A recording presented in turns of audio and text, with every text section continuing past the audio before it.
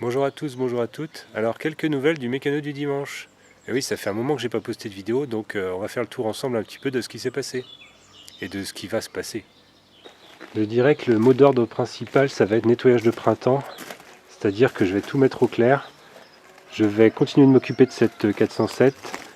Je vais peut-être vendre ça, là, le tracteur tondeuse que j'avais gardé pour pièce, parce que bon, pourquoi je l'avais gardé principalement pour la transmission hydrostatique, donc qui est quand même pratique. Mais bon, bah, le mien il marche quoi, hein, donc ça n'a pas l'air près de lâcher de sitôt. Donc là ça sert à rien que je garde une épave comme ça, donc ça va dégager. Le 407 je viens d'en parler, voilà, tout un tas de petits tas de ferraille qui traînent. Donc tout ça, ça va dégager. J'ai envie de tout mettre propre, puisque j'en ai marre que ça ressemble un peu à une déchetterie quoi. Alors dans cette zone là, il y a plein de trucs que je veux. Bon ça c'est poubelle directe, hein, mais ça il faut que je le rende à un collègue. Les morceaux de tôle là, ça va sûrement dégager, ou alors je leur trouve un endroit vraiment à part. Et en gros, alors voilà, les 2 chevaux camionnettes. Alors là, les plus observateurs auront remarqué que la bétonnière orange qui était ici a disparu. Je l'ai vendue à un gars qui va refaire sa maison avec, donc elle sera plus utile chez lui que chez moi à traîner. Il va remettre en état le moteur Bernard et puis ça ira bien. Alors, sujet sensible, bon, pas si sensible que ça, hein. Les 2 chevaux camionnettes, donc j'en ai discuté avec Thierry, on devait les refaire à l'époque, on avait prévu comme ça un peu de les refaire. Et puis bon, les mois passent et ça ne bouge pas. Donc là, c'est pas comme ça qu'elles vont se restaurer toutes seules, et surtout pas en restant à l'air libre. Donc là, j'ai décidé de m'en séparer. Donc s'il y a des intéressés, n'hésitez pas à le mettre dans les commentaires.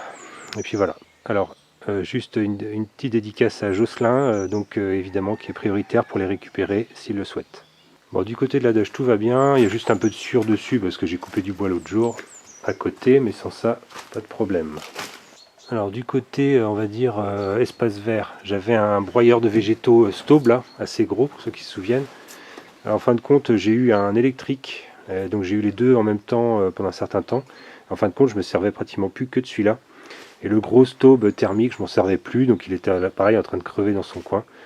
Donc pareil, je l'ai vendu, ça fait de la place. Alors concernant la Honda, j'ai une fuite d'échappement, il va falloir que je regarde de quoi il s'agit. J'ai l'intention d'utiliser mes rampes avec mon camion pour pouvoir grimper un petit peu dessus comme ça, pour pouvoir regarder en dessous sans avoir à mettre le cric et compagnie. Et puis bon voilà, c'est un truc sécure quoi.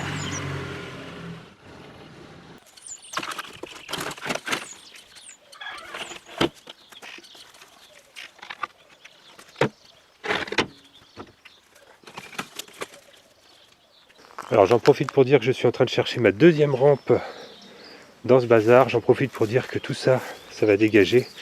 Comme vous voyez, j'ai jamais pu trouver d'endroit au sec pour les mettre. C'est en train de rouiller, donc c'est vraiment ridicule, c'est moche. Bon voilà. Donc en gros, tout va dégager. J'essaie de trouver des preneurs, j'en sais rien. Bah tiens, elle est là, ma deuxième rampe. Ce châssis-là avait l'air peut-être plus propre, mais en fait il n'était pas, donc faut pas se fier aux apparences. N'ayez pas de regrets en voyant ça. Il était bien maquillé, on va dire. Donc tout ça va dégager.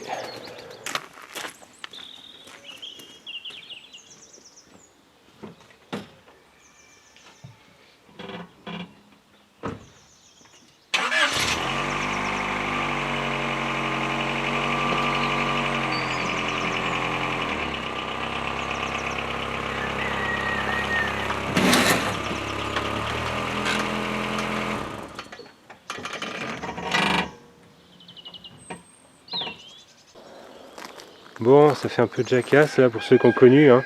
Mais bon, c'est bon, la voiture elle est dessus. Par contre, j'aurais voulu monter un peu plus, mais là je crois qu'il est temps d'arrêter.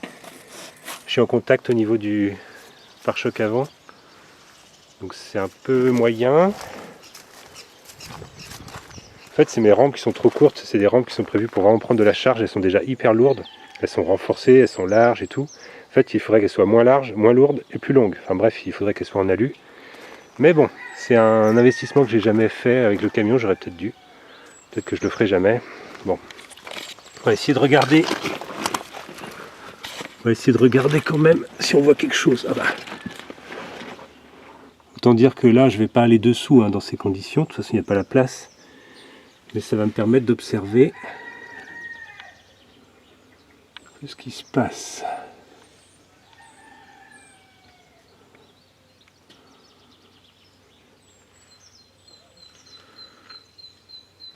Ah bah d'accord, ouais.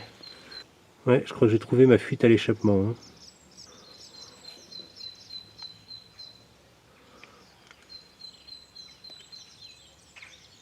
Là j'ai une jonction on va dire souple. Là après il y a un écran thermique, je pense que derrière il y a un catalyseur. Et donc c'est un silencieux intermédiaire on va dire qui est HS. Je vais inspecter mon silencieux arrière, on va voir. Bon apparemment RAS à l'arrière.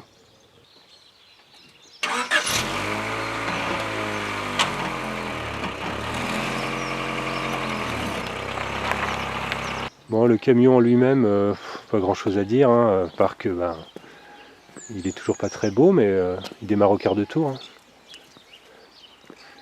Alors la 206 dernièrement, qu'est-ce qui s'est passé? Un petit souci de ralenti. Alors j'avais fait un début de vidéo, je pense que je vais la publier dans quelques temps. Un petit souci de ralenti, bon vraiment sans gravité, qui a été résolu. Et maintenant la question que vous attendez tous, et la traction, la remorque grue et tout ça, qu'est-ce qui se passe? Voilà, on est revenu à l'état que j'aime éviter à chaque fois, c'est le chantier d'attraction qui est recouvert par du bordel. Oui d'ailleurs je vois mes petits projos là. Pareil, ça c'est un petit truc que j'ai fait, j'avais deux projos comme ça, 400 watts et 500 watts, à détecteur de présence et compagnie, mais le problème c'est que ça déclenchait un peu n'importe quand. J'ai remplacé ça par des trucs tout neufs, voilà, l'autre il est là, donc j'ai remplacé ça par des trucs tout neufs à LED, et qui marchent beaucoup mieux, qui consomment genre 8 fois moins d'électricité, donc voilà, en gros laisse tomber quoi. Bon voilà, ça c'est des petits projets que j'ai fait, des petits trucs, et maintenant je vais quand même vous parler du vrai truc que j'ai fait, donc autre que l'attraction, mais qui m'a pris pas mal de temps. D'ailleurs, il y a quelques indices, hein, on voit des tuyaux de VMC, on voit des gaines électriques, on voit tout un tas de bazar. Je vous avais montré dernièrement un peu cette pièce là, elle a bien changé depuis. Donc maintenant il y a de l'isolant, il y a des structures métalliques, il y a beaucoup de gaines électriques qui passent partout, il y en a vraiment partout. Voilà, bon, que dire? Oui, il a fallu que je change mes gaines de VMC. Ça c'est un truc que j'ai appris pendant ce chantier là. C'est qu'en fait si on a des gaines normales, non isolées, alors que ces gaines sont au-dessus de l'isolant, c'est-à-dire qu'en fait elles sont dans une zone non isolée dans les combles, donc elles vont être dans une zone froide, on est d'accord. Et si après le tuyau se retrouve dans une zone, on va dire à l'intérieur, donc une zone chaude, il y a un chaud et froid qui va faire qu'il y aura de la condensation dans la gaine.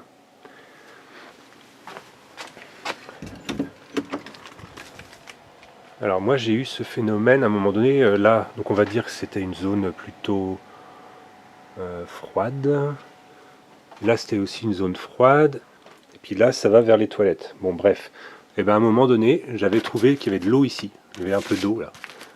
Donc il y avait bien eu de la condensation qui s'était produite. Donc celle-là d'ailleurs sera remplacée aussi en isolant. Et du coup j'ai remplacé cette gaine là par de l'isolant. J'ai remplacé celle-là aussi. Il faut que je remplace celle-là. Bon, et puis bah, pour mon installation autrement hi-fi, bah, j'ai des gaines qui passent partout. Je vais faire un Dolby, je sais pas quoi, 7.2 là. Enfin voilà. Et puis autrement, bon bah je vais être obligé de mettre des chauffages électriques parce que je peux pas mettre mon chauffage central. Enfin, je vais pas ramener des tuyaux. Enfin, ça serait un peu le bazar. Donc j'ai un chauffage d'un côté et un chauffage de l'autre côté. Donc là j'ai mis un circuit dédié au niveau de mon tableau. Il a fallu que je retrouve un 20 ampères disponible. Enfin bref, ça a été tout un bazar. Puis bon, après j'ai un autre circuit de prise un peu à droite à gauche dans la pièce. Donc ça c'est bon. Donc voilà, ça m'a pris un peu de temps. Alors bon, c'est un pro hein, qui a fait quand même l'isolant et les rails. Mais par contre, passer tous les fils, passer toutes les gaines, et puis bah, réfléchir un peu à ce que je veux faire, hein, parce que voilà. Par exemple, passer des gaines ici avec des câbles HDMI, parce que le vidéoprojecteur sera là, il va projeter là. Réfléchir à toutes les arrivées. Donc là, ici, on a toutes les arrivées de hi-fi qui vont être là. Donc mon ampli home cinéma sera là. Là, j'ai une sortie vers une antenne 4G pour Internet. Donc c'est pareil, il faut que je ramène du réseau. Enfin, il y a pas mal de trucs à faire, quoi.